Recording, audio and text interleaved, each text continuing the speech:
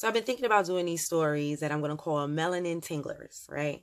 So these are going to be stories that I hear about in the news that just, as my mom would say, there's some hair in that milk. You know what I mean? Just something about it.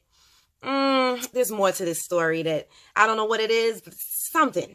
All right. So my first melanin tingler. So, okay, you know about the Me Too movement. First of all, let's give credit where credit is due. The Me Too movement was started by Tarana Breuck. She's from Harlem. She started the movement over a decade ago.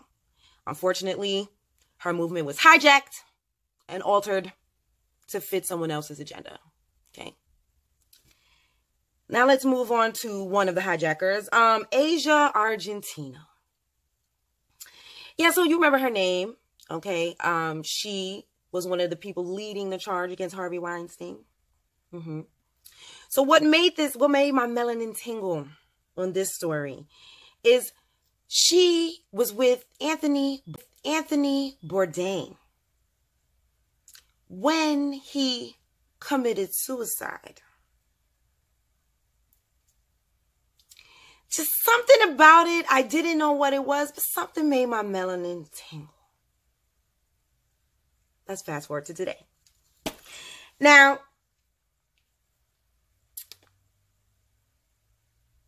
you know what? Before we fast forward, let's give, like I said, credit where credit is due, and hear what the original movement of the campaign was.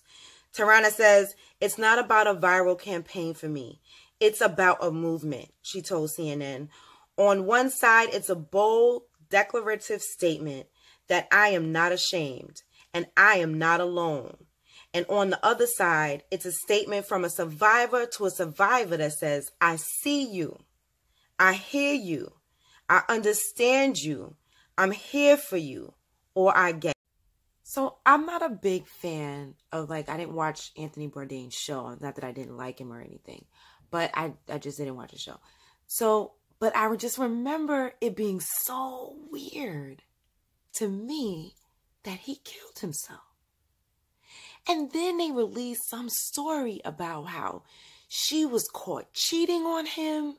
She was in another country with some young dude, and he found out, and that's why he killed himself. It just, my melanin, y'all, my melanin was like, there's some hair in that milk. So moving on. So basically, Asia Argentina was recently accused of sexual harassment by a minor. Well, he was a minor at the time. His name is Jimmy Bennett. He was a child actor. So the Los Angeles Times says, why does Bennett say he did not immediately report the incident? In a statement issued Wednesday, Bennett, now 22, says that until now he was afraid and ashamed to speak about the incident that happened in 2013. "I did not initially speak out about my story because I chose to handle it in private with the person who wronged me. My trauma resurfaced as she came out as a victim herself," he said in a statement. "I have not made a public statement in the past days and hours because I was ashamed to be a part of a public narrative. At the time, I believed there was still a stigma to being in the situation as a male in our society. I didn't think that people would understand that the event took place from the eyes of a teenage boy," Bennett said in his statement. "I would like to move past this event in my life, and today I chose to move forward. I'm no longer in silence." Bennett said that he tried to seek justice in a way that made sense to him. They worked together on a movie several years before the meeting at Marina Del Rey Hotel. I guess that's where that incident occurred. Question: how is this connected to Anthony Bourdain? Argentino said she made the settlement at the urging of Bourdain, who she was dating at the time. Bourdain, a legendary food author and television personality, became an outspoken supporter of the Me Too movement. Anthony insisted that the matter be handled privately, and this was also what Bennett wanted. Anthony was afraid of the possibility of negative publicity that such a person whom he considered dangerous could have brought this upon us, Argentino said in her statement. Bourdain killed himself in June.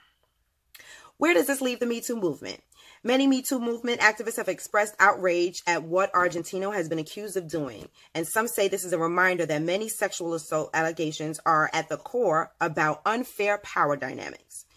Jeannie Harrison, an attorney representing one of the Weinstein's accusers, said an abuser can never be ignored, even if the alleged wrongdoer is a Me Too leader.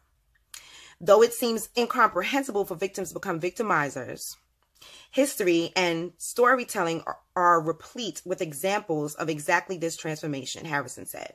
Victims need support and an excellent therapy to have the best chance for full recovery and healthy relationships, including themselves. Now, I'm not disagreeing with that statement, but to me,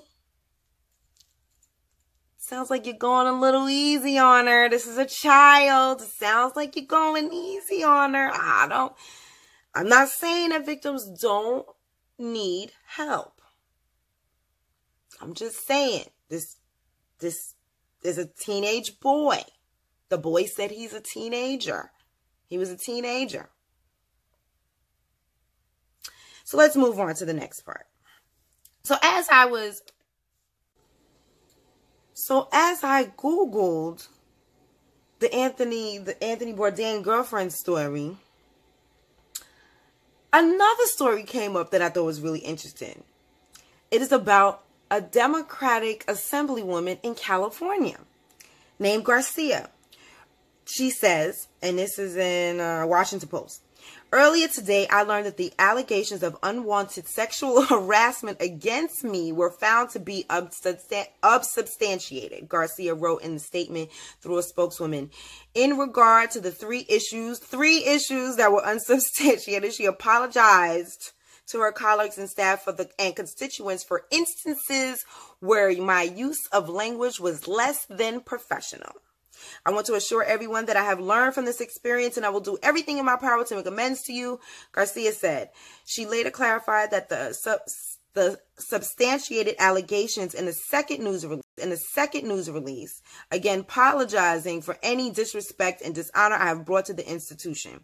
She pledged to take corrective action in addition to disciplinary action brought by Rendon. Investigators found that Garcia commonly and pervasively used vulgar language around staff, according to a letter sent to attorney Dan Gillian, who represents several former staffers accusing Garcia of misconduct, the AP reported. Fierro told the Washington Post's Derek Hawkins in February that Garcia approached him alone after an assembly softball game in 2014, squeezed his buttocks, and tried to touch his crotch when Garcia appeared intoxicated. Fierro, who was 25 at the time, said he did not report the incident because he was worried about the consequences of accusing a powerful lawmaker of misconduct. Fierro told the Sacramento Bee Thursday that he is planning on appealing the investigation's outcome. He also condemned Garcia for the way that she announced the probe's findings before they were finalized by the assembly. Fierro has 10 days to appeal the results. I find it incredibly inappropriate that a sitting member of assembly would jump ahead of an established appeal process to release information before it was appropriate, he told the Sacramento Bee. He also criticized the way the investigation was carried out, claiming that some of the witnesses he provided to the assembly were never interviewed. This is disappointing and it still leaves serious questions, he said. This process is incredibly opaque. Garcia has been in voluntary unpaid leave of absence since February. when Fierro first filed the allegations against her. Okay. Just got my melanin tingling.